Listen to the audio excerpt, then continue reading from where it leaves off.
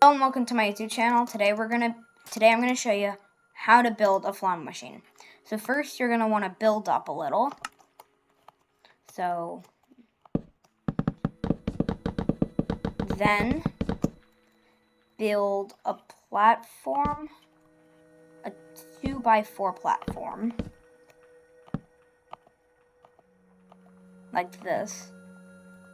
Then go into your inventory, grab you need observers, sticky pistons, and slime or honey blocks, depending on what you have. Work with both. Then, first place an observer down like this, and an observer down like this. Sticky piston here. Oh wait, my bad. Observer,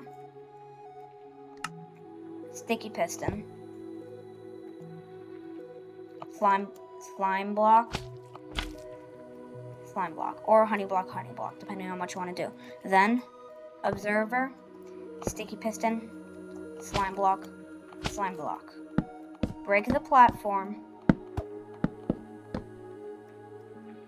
and you should have a flying machine. Then, place a block in front of so if you want to go this way, you're going to have to place a block here. And place a block in front of an observer. Then, it'll start. Now you have your own flying machine. Please subscribe.